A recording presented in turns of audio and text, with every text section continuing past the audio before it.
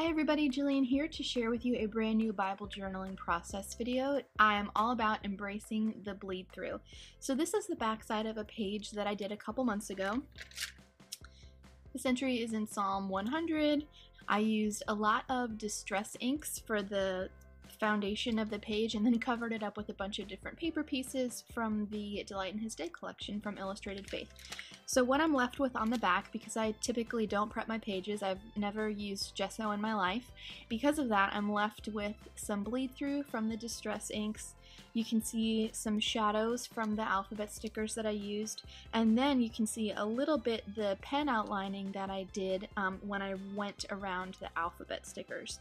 So I thought this would be a really good opportunity to talk about how to work with bleed through instead of always being concerned about it. I just want to help you embrace the bleed through and let you see it as a foundation for another page instead of a ruined page.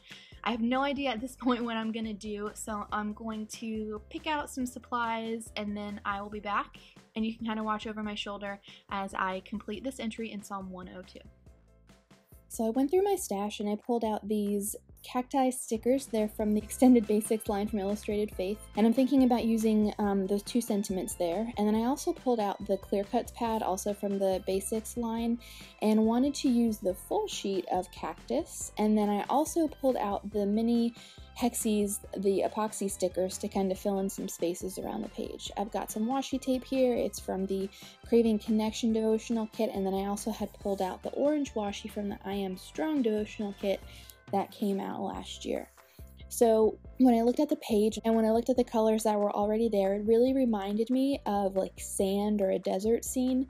And so when I saw the cactus out of the corner of my eye on my supply cart, I was like, okay, this is the direction that I'm going to go in. Plus, in this psalm, the psalmist is really just crying out to the Lord, asking him to hear his prayer and just like putting his whole heart out there. So what I'm using is some clear washi tape here, and I'm going to create a hinge so that the clear cut, while it like goes over the text, I'll be able to like flip it down and read the text underneath. So what I'm using is some Kelly Perky clear washi tape. It's no longer available, but I feel like if you could find some acid-free Scotch tape product, that it would work very similarly. So I put half of the washi tape on the clear cut and then let the other half hang off. And so I line it up where I wanted to have it placed, and then I went ahead and put the washi tape, I folded it over the underside of the page. Now when you use the clear cut sheets, make sure that you always peel up that piece of protective plastic or whatever it is. Remove it from the whole sheet instead of like cutting off a piece and then trying to remove it, because it's so much more difficult then. So you can see I've got some significant shadowing from the stickers on the back side of the page. I can't really paint the page because the paint is going to pool there, and I don't want to create bleed through on the other side.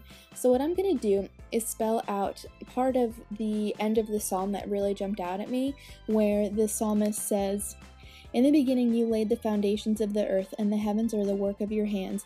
They will perish, but you remain. They will all wear out like a garment, like clothing you will change them, and they will be discarded, but you remain the same, and your years will never end." So that's really what jumped out at me and what I wanted to stand out in the margin. So I'm using the orange typed alphas here, and then I'm going to go ahead with the white ones and spell out the word you, just to mix it up a little bit and to bring a little bit more color to the page instead of using like all white. So I decided to use this sticker that says "Praying Through the Prickly Times," because if you do read this entire psalm, the psalmist is talking about how his heart is blighted and withered like grass. He forgets to eat his food. In his distress, he groans aloud, and he is reduced to skin and bones. He says, "I eat ashes as my food and mingle my drink with tears." So these are definitely some prickly times for the psalmist.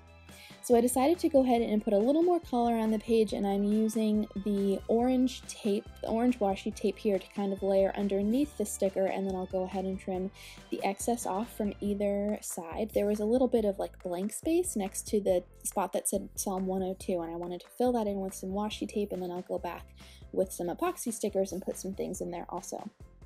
So now I'm very carefully outlining the alphabet stickers. Because the stickers on the underside are so bumpy, it was a little difficult. I will also go back and outline the word remain. So I'm using the yellow epoxy stickers here, and I pulled out the big hexie that said trust, and then I just used a small two-tone one to kind of create a little cluster there. So now I'm underlining the verse that I'm actually journaling, which are verses 17 and 18, and they say, "He will respond to the prayer of the destitute. He will not despise their plea. Let this be written for a future generation, that a people not yet created may praise the Lord." So I find so much comfort in the promises of the Lord, especially in His permanence and His power. I feel like there are so many yeah buts out there, like, yeah, I can take care of that for you, but not this. Or, yeah, you'll get all this, but not that. That's extra. Does that make any sense? But here's the thing about God. There's nothing He can't handle. And this permanent, all-powerful creator of the heavens and the earth hears us when we cry out to Him.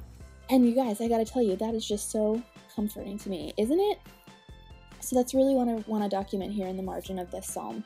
So I'm putting down a little bit more washi around the page to bring a little bit more color in. I layered one of the clear-cut flowers across the top of the page because there was a little bit of like pen bleed through up there, so I feel like that did a pretty good job of covering that up.